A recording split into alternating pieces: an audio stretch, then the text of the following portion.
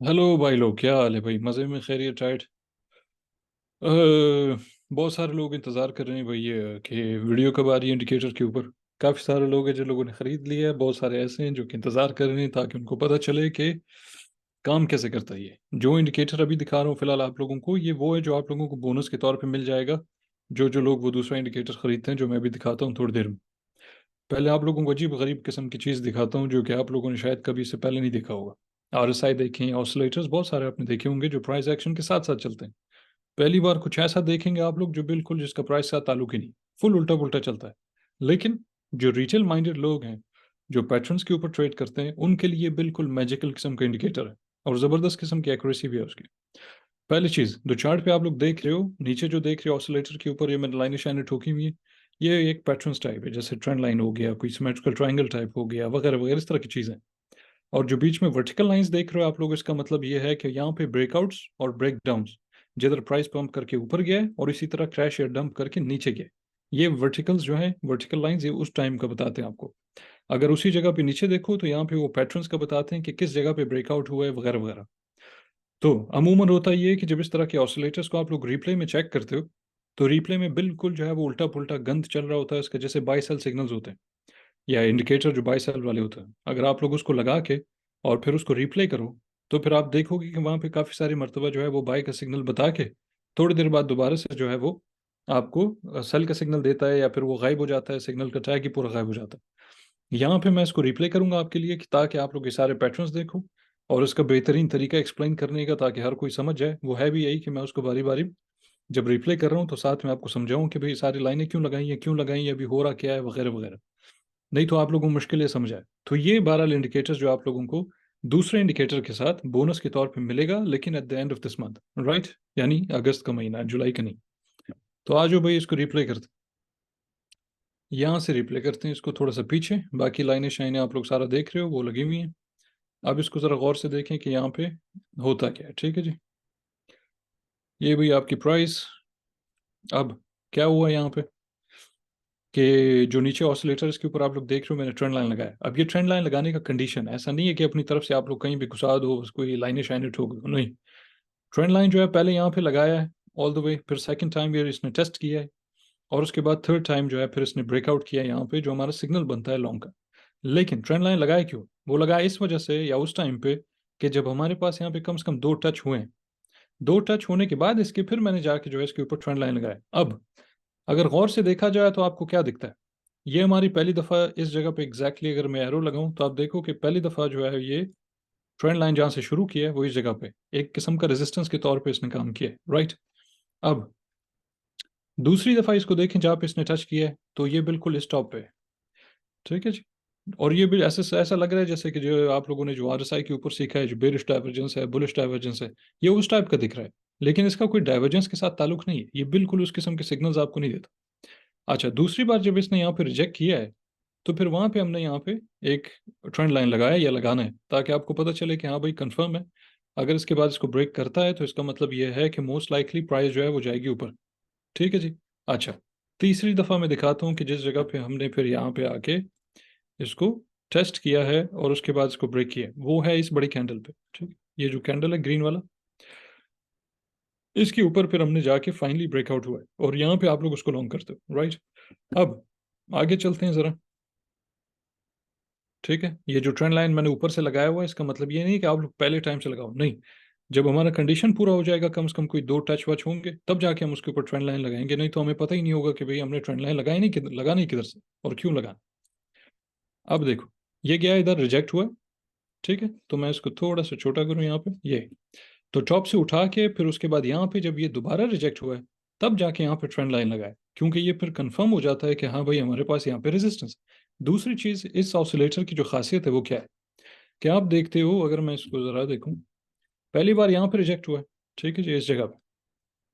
अब यहाँ पे जब रिजेक्ट हुआ है, किसको पता है कि यहाँ पे रेजिस्टेंस, सिवाय इसके कि अगर आप जाके चार्ट पे अलग से देखो, लाइनें लगाओ, वगैरह वगैरह, वो सब कुछ, तब आपको जाके पता चलता है। दूसरा ये कि उसके लिए भी आपको ठीक ठाक तजुर्बा चाहिए होता है ताकि आपको अंदाजा हो।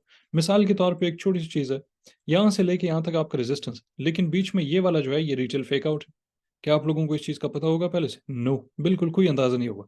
کہ آپ کو یہ اندازہ ہوگا کہ یہ فیک آؤٹ اس حساب سے کہ بھئی یہاں پہ جو ہے آپ کا موسٹ لائکلی کوئی لکویڈیشن کے لیے، اسٹاپ لاس کے لیے، اس چیز کے لیے جو ہے جس کو لکوڈیٹی سویپ بولتے ہیں، تو اس کے لیے پرائز اوپر لے کے گئے یہ لوگ، کیا آپ کو اندازہ ہوگا؟ نہیں.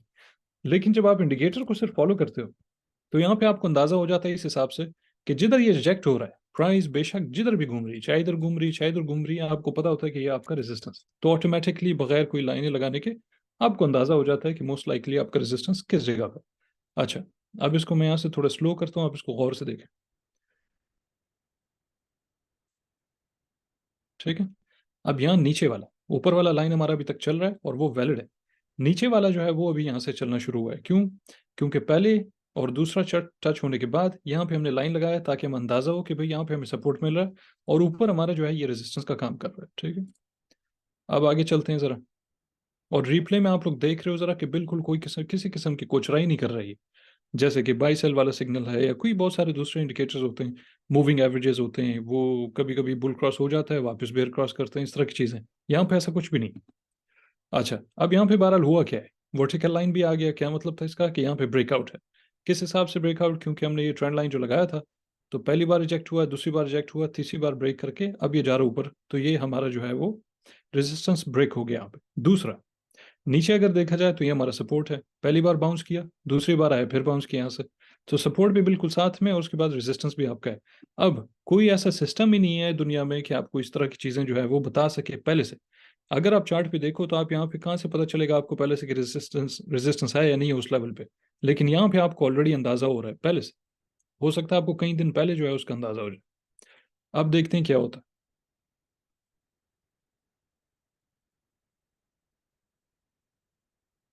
اچھا جی، تو ہم نے یہاں پہ اس کو جو ہے وہ لانگ کیا تھا، اس کے بعد تھوڑا سا یہ سائڈ ویز گیا. اگر میں اس کو تھوڑا سا بڑا کر دوں تو آپ کو بہتر اندازہ ہوگا. اوپس، ٹھیک ہے جی. تو یہاں پہ ہم دیکھیں کہ ہمارا بریک آؤٹ ہے یہاں پہ، اور اس کے بعد تھوڑا سائڈ ویز جانے کے بعد سیدھا اوپر گیا. یہ کتنا پرسنٹ بنتا ہے تقریباً؟ پہلے دیکھیں ذرا ایک بریک آؤٹ رائٹ. تو اگر ہم اس کے فرض کریں یہاں باڈی سے بھی اٹھا لیں، وک سے نہ بھی اٹھائیں، تو یہ بنتا ہے ہمارا 2%. ٹھیک ہے جی. اچھا، اس کے بعد کیا ہوا ہے کہ کرتے کرتے کرتے کرتے ہم نے یہ والا جو ایریا تھا جو سپورٹ کے طور پہ کام کر رہا تھا اس کو ہم نے بریک کیا ہے.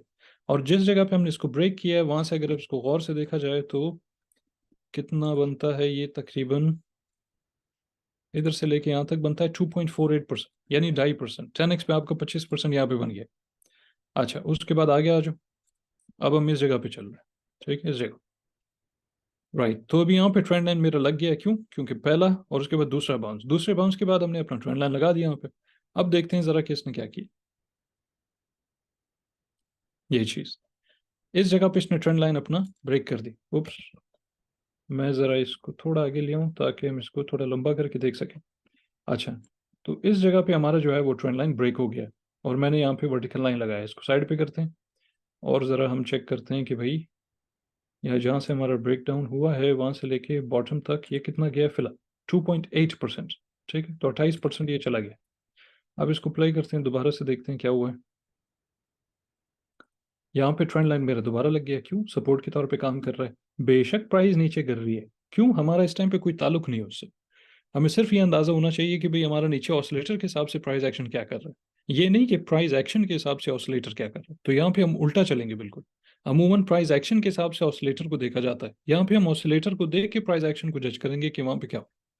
تو یہاں پہ دو تین ہمارے ٹچ، پہلا ٹچ، دوسرا ٹچ، اس کے بعد یہاں پہ موسٹ لائکلی تیسرا کرنے والا ہے، تیسرا ٹچ. ٹھیک ہے جی. اور اس کے بعد پھر یہ بریک کر کے اس کو بھی نیچے آ گیا. اب جو ورٹیکل لائن لگا ہوا ہے اس کا کیا مطلب ہے کہ یہ جگہ جہاں پہ آپ اس کو شارٹ کرتے ہو اور آپ کو کلیئر سگنل نیچے آسلیٹر پہ مل رہا ہے. اب یہاں سے اٹھا کے اس کو ذرا یہاں تک لے جاؤ تو یہ بنتا ہے بھی آپ کے 2.7%. اور یہ 1 گھنٹے پہ میں آپ کو آن پرپز دکھا رہا ہوں تاکہ بہت سارے لوگ جو امپیشنٹ ہوتے ہیں کہ بھائی ہم نے اسکالپ کرنا ہے یہ وہ ڈیلی 4 گھنٹے جو ہے بہت ٹائم لیتا ہے، تو 1 گھنٹہ جو ہے وہ زیادہ آپ کے لیے پرابلم نہیں ہونا چاہیے. اچھا، اس کے بعد کیا ہوا ہے بھائی؟ اوکے، تو یہاں پہ ہم نے جو ہے وہ دوبارہ سے اس جگہ پہ سپورٹ کا لائن لگایا. کیوں؟ 2 بار بہت جلدی سے یہاں پہ ٹچ ہوا ہے، اس کے بعد تیسری بار پھر سے ہوا ہے، تو یہ ہمارا کنڈیشن پورا ہو جاتا ہے اور میں نے اس کے اوپر لائن لگا دی. اسی طرح اوپر جو ہے وہ پہلا اور اس کے بعد جب دوسرا ہوا تو وہاں پہ بھی لائن لگا دیا. ٹھیک ہے، اس طرح. اب دیکھتے ہیں کیا ہوتا ہے یہاں پہ. ٹھیک ہے، تو یہ جگہ ہے جس جگہ پہ آپ کو بائی سگنل دیا ہے اور یہ آپ کو کلیئر یہاں پہ بریک آؤٹ دیا ہے. और इस तरह का ब्रेकआउट कोई कहीं और मिल नहीं सकता आपको, कि आप खुद जाके अगर चार्ट पैटर्न पे लाइनें लगाओ तो आपको बिल्कुल कोई अंदाजा ही नहीं होगा कि इस तरह का पैटर्न आपको कहाँ से मिल रहा है, कैसे लगाओगे। तो लिहाजा जिस जगह पे इसने ब्रेकआउट किया वो ये है, यहाँ से लेके वो टॉप तक 4.4% आपका बनता है। अच्छा जी, उसके बाद क्या होता है कि ये अभी मोस्ट लाइकली एक और सिग्नल हम इसने दे दिया टॉप पे। मैं इसको प्ले करता हूँ ज़रा, हम देखते हैं कि ये कितना नीचे आया है। राइट, तो ये जो कैंडल है बिल्कुल इसके टॉप पे हमें जो है इसने शॉर्ट का सिग्नल दिया है। तो टॉप से इसको लेके ऑल द वे बॉटम तक ये गया है भाई 3.5%, 35% 10x पे। अच्छा जी, और उसके बाद जो है टक टक टक टक टक, अच्छा यहाँ पे ट्रेंड लाइन दोबारा लग गया। ये ट्रेंड लाइन बाद में लगा है, ऐसा नहीं है कि पहले टच पे ट्रेंड लाइन लग गया, क्यों हमें नहीं पता कि आगे क्या होगा इसलिए हम ट्रेंड लाइन लगा नहीं सकते। लेकिन जब दूसरी बार यहाँ पे आया है तो इसका मतलब है कंडीशन पूरा हो गया, बिल्कुल नॉर्मल जो चार्ट पैटर्न के ऊपर आप वैसे भी ट्रेंड लाइन लगाते हो, जिधर आप 2-3 टच देखते हो फिर जाके ट्रेंड लाइन लगाते हो तो वैलिड होता है। इसी तरह बिल्कुल वो भी आप लोगों ने वही कंसेप्ट जो उठा के इसके ऊपर लागू करना है, यानी उसको अप्लाई करो। ट्रेंड लाइन लगाने के बाद में देखा भी कंफर्म हो गया कि ये हमारा सपोर्ट है, क्यों एग्जैक्टली जिस जगह से ये बाउंस हुआ है वो भी वहीं से बाउंस हुआ है। ये सपोर्ट दे रहा है हमें, वो भी सपोर्ट दे रहा है, पीछे देखे तो एक किस्म का डब्ल्यू नेक लाइन है वो भी सपोर्ट दे रहा है। तो ऑटोमेटिकली ये बिल्कुल प्राइस एक्शन को एक किस्म का उसके साथ साथ चल रहा है, समझो कि डिक्टेट कर रहा है उसको। इन अदर वर्ड्स हम यहाँ पे जो है वो पहले से पता होता है हमें कि मोस्ट लाइकली जो है यहाँ पे उसका आउटकम क्या होने वाला है, जो कि हम खाली चार्ट को देख के अंदाजा नहीं लगा सकते। अब इसको प्ले करते हैं। अच्छा भाई, ये जो ऊपर वाला ट्रेंड लाइन है क्यों लगाया, पहली बार रिजेक्ट हुआ, दूसरी बार आया, प्राइस भी हम देख रहे हैं यहाँ पे विक्स जो सारे इसके रिजेक्ट हो रहे हैं, और उसके बाद फिर तीसरी बार दोबारा आया, तो इसलिए मैंने यहाँ पे भी एक लगा दिया कि हम देखें कि यहाँ होता क्या है। थोड़ा सा इसको ऐसे करते हैं। अच्छा जी, अब उसके बाद क्या हुआ, ये जो ट्रेंड लाइन था, उप्स, ये वाली जो ट्रेंड लाइन है थोड़ा सा इसको बड़ा करता हूँ मैं ऐसे। तो यहाँ पे इस जगह पे इसने ब्रेकआउट दिया हमें, और ये जगह आपकी बनती है इधर बिल्कुल टॉप पे। तो यहाँ से लेके इधर तक ये 2.23% गिरा है। मगर इसको प्ले करके ज़रा देखते हैं कि आगे क्या किया इसने। इसको मिटा देते हैं। अच्छा, एक और चीज़, ऊपर वाले ट्रेंड लाइन की खूबसूरती देखें। पहली दफ़ा इसने यहाँ पर रिजेक्ट हुआ है, दूसरी दफ़ा इधर रिजेक्ट हुआ है, बेशक प्राइस ऊपर गई है मगर हमारा उससे कोई ताल्लुक नहीं है क्योंकि हम उसको ट्रेड तो कर नहीं रहे। हमने अंदाज़ा अपना लगाना है कि होता क्या है। रिजेक्ट हुआ, ट्रेंड लाइन लगा लिया, उसके बाद देखा हमने एग्जैक्टली थर्ड टाइम फिर से यहाँ पे रिजेक्ट हुआ। अब रिटेल जो है वो जब लगा रहा होता है, ये नॉर्मली रिटेल हो, क्या रिटेल का बाप हो, कि बैंक हो, कि जो मर्जी हो, वो जब लगा रहे होंगे ट्रेंड लाइन अमूमन आप देखो कि वो ज़्यादा ज़्यादा इस तरह कुछ लगा रहे होंगे, या फिर वो क्या करेंगे कोई नीचे से लगा रहे होंगे कुछ ना कुछ, या तो फिर वो इन अदर वर्ड्स या ऐसे कुछ लगा रहे होंगे, वो खुलासा इस तरह कुछ कर रहे होंगे। लेकिन अगर आप थोड़ा सा नोटिस करो, ऑसिलेटर के ऊपर बिल्कुल अलग दुनिया है। वहां पे देखिए सर हमने किस किस्म का जो है वो ट्रेंड लाइन लगाया हुआ है, यानी ऐसा ट्रेंड लाइन यहाँ से अगर मैं उठाऊं और ऐसे खींचूं तो ये देखो बिल्कुल बनता ही नहीं। जबकि यहाँ पे आपको जो है ऑसिलेटर बिल्कुल पहले से बता रहा है कि दरअसल जो है मोस्ट लाइकली आउटकम क्या होने वाला। बहरहाल, अब थोड़ा आगे कर लेते हैं इसको, जो रेजिस्टेंस के तौर पे काम कर रहा था। और यहाँ पे भी देखें जरा, ये जो टच मारा ना इसने इधर इधर फिर रिजेक्ट हुआ इधर से। बहरहाल, प्ले करते हैं इसको। अब ये आपका रेजिस्टेंस ब्रेक हो गया, ब्रेक होने के बाद आपको दोबारा से इसने बाई सिग्नल दिया है। ठीक है, अब देखते हैं कितना ऊपर गया है, नीचे गया है, क्या हुआ है। राइट, तो दोबारा से आपको एक स्कैल्प ट्रेड मिला है जो कि टॉप तक गया है 1.76%। और अगर विक ना भी लो उसकी तो बॉडी तक लो तो ये आपके 1.47% बनता है। ठीक है जी। अच्छा, अब उसके बाद आप इसको दोबारा प्ले कर लो। वैसे इस चीज़ को इसको हम ऐसे खींच भी सकते थे, इन दैट केस ये आपका सपोर्ट बनता है दोबारा, ये एक मैजिकल स्टफ। राइट, अब आ जाओ इधर के, मैंने ये ऊपर वाला इसको वापस पीछे करते हैं। ये जो ऊपर वाला ट्रेंड लाइन लगाया क्यों लगाया है भाई, क्योंकि पहली बार रिजेक्ट हुआ इधर, दूसरी बार आके रिजेक्ट हुआ इधर, तो मैंने ट्रेंड लाइन लगा लिया इसके ऊपर। अब हम देखते हैं कि आगे क्या करता है। यहाँ पे आपको ट्रेंड लाइन ब्रेक हुआ, इसका मतलब आपका रेजिस्टेंस ब्रेक हुआ है, तो आपके पास क्या आया भाई, दोबारा से आपके पास एक बाई सिग्नल आया। बाई सिग्नल जो है वो, बल्कि पहले देखते हैं कि कितना ऊपर या नीचे जाता है, क्या करता है, फिर उसके बाद हम जो है वो आ, उसको चेक करते हैं।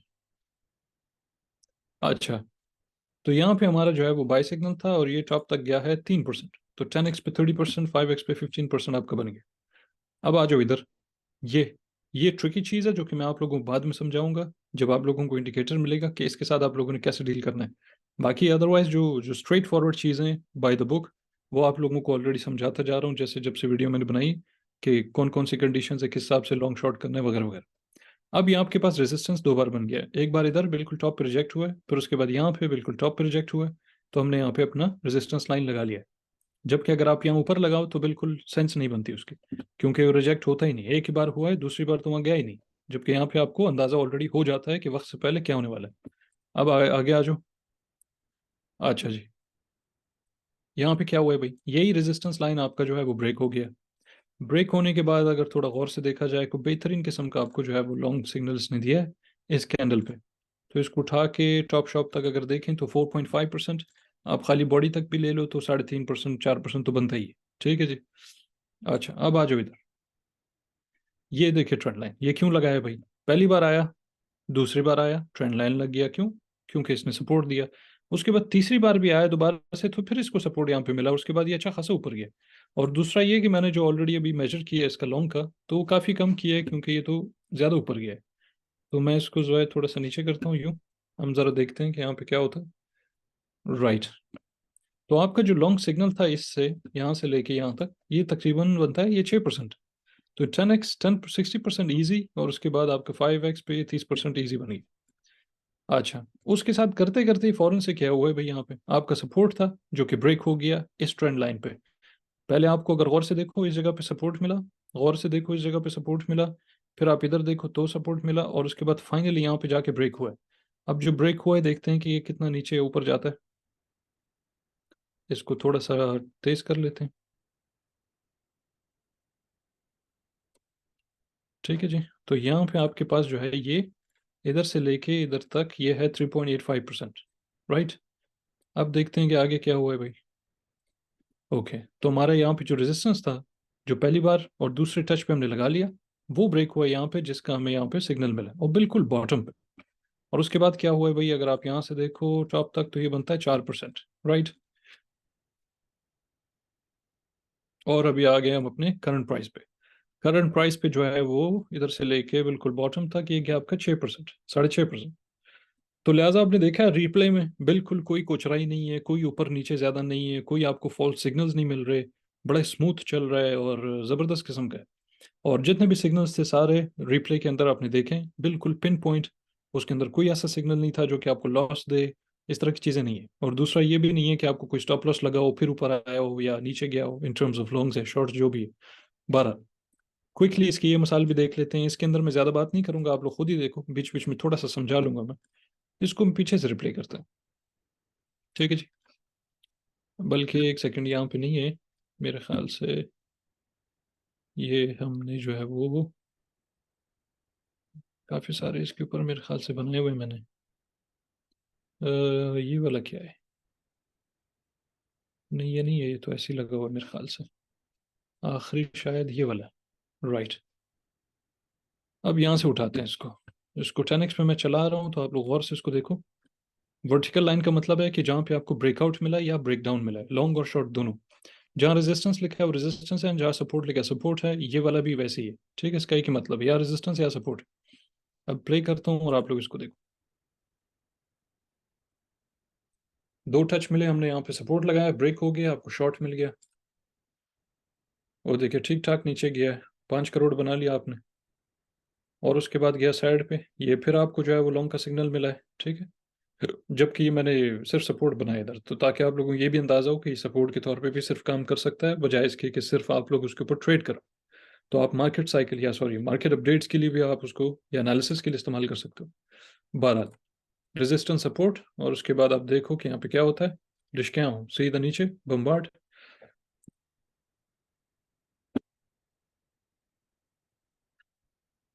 رائٹ. ویری کوئکلی کیا ہوا ہے بھائی، یہاں پہ آپ کو لانگ کا سگنل ملا، ٹھیک ٹھاک اوپر گیا کچھ 6-7% تو ہے. اس کے بعد یہ بھی 3-4% ہے. پھر اس کے بعد آپ جو ہے وہ کیا نام ہے، سپورٹ اور ریزسٹنس آپ نے اپنا ڈرا کیا ہوا ہے یہاں پہ. جب آپ کو ٹچ وچ ملے سارے اس کے، تو یہاں دوبارہ سے آپ کو جو ہے وہ شارٹ کا سگنل ملا ہے. یہ 3-4 گھنٹے کے لیے نیچے گیا، اس کے بعد تھوڑا اوپر گیا، پھر اس کے بعد ایونچولی نیچے آیا. اور اس کے بعد آگے دیکھتے ہیں ابھی کیا ہوا ہے. آپ کو لانگ کا سگنل ملا ہے. ٹھیک ہے، 50 کروڑ یہاں بنا لیا آپ نے. اور اس کے بعد جو ہے یہ شارٹ کا سگنل ملا آپ کو، اور سارا اے ٹو زیڈ جو ہے وہ بالکل پریسائز ہو رہا ہے. تو کوئی اندر بیچ میں اس کے کوچرائی نہیں ہے، لیگ نہیں کر رہا. اچھا، اس کے بعد ٹک ٹک ٹک ٹک ٹک ٹک ٹک ये भाई थोड़ा इसको छोटा करते हैं और थोड़ा सा जूम कर लेते हैं इसको। अच्छा, यहाँ फिर से आपको बेहतरीन शॉर्ट सिग्नल मिला है, पीछे आपको लॉन्ग सिग्नल मिला था।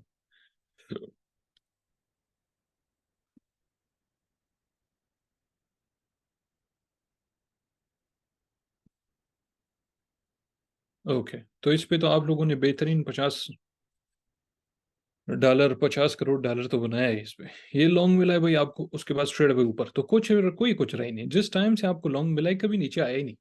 और जितने भी ट्रेड्स हैं अभी मैंने आपको बहुत सारे दिखाए इसके ऊपर, दो चार्ट्स के ऊपर बहुत सारे दिखाए। बहरहाल ये स्टोरियाँ काफ़ी हो गई। अब आ जाओ अपने इंडिकेटर पे भाई, कि जो इक्वल लो के लिए, ठीक है, कि जो लोग ये लेंगे उनको वो वाला मुफ्त में मिल जाएगा, फ्री में। अच्छा, अब आ जाओ इधर, कहाँ से शुरू करें इसके, यहाँ से शुरू करके पीछे चलते हैं। ये बिटकॉइन कैश का चार्ट है भाई, और ये जो है हमारा वो ऑसिलेटर है जो आप लोगों को मिलेगा, ठीक है। अब इसको देखते ही जो आप लोगों को ऐसा अगर लग रहा हो कि यार हमने इसके बुल क्रॉस के ऊपर ट्रेड करना है ये वो, नो बिल्कुल नहीं। इसके अंदर एक मेन चीज़ है, वो ये है जो आपका जोन है इधर 80 to 85, ये जो आपके पास जोन पड़ा है, उस जोन के हिसाब से आपने इसको ट्रेड करना है। लेकिन कंडीशंस क्या है? तो कंडीशंस ऐसे करते हैं कि मैं यहाँ पे आपके लिए लिख ही लेता हूँ उसको, ताकि आपके लिए उसको याद करना आसान हो जाए। पहली चीज़, इम्पल्सिव ड्रॉप। दूसरा,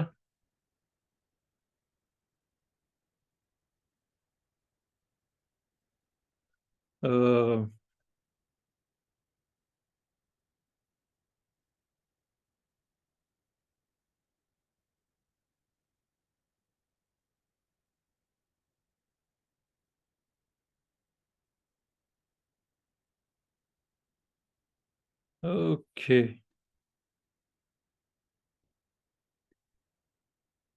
ठीक है जी, ये है। उसके बाद हमारे पास नीचे याद आता है कि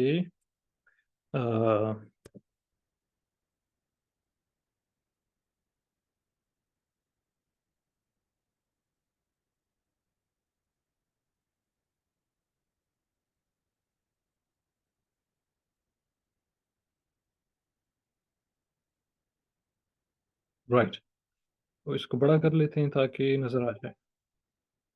ठीक है जी। अच्छा, ये हमारी कुछ कंडीशंस है, अगर आप हिसाब से चलोगे तो आपके जो है वो ऑटोमेटिकली हाई प्रोबेबिलिटी है, जैसे मैंने लिखा भी है हाई प्रोब से मुराद प्रोबेबिलिटी, प्रोबेबिलिटी से मुराद चांस चांस, यानी आपकी एक्यूरेसी जो है वो निस्बतन बहुत ज़्यादा हो जाती है अगर आप इन कंडीशंस के हिसाब से ट्रेड करो।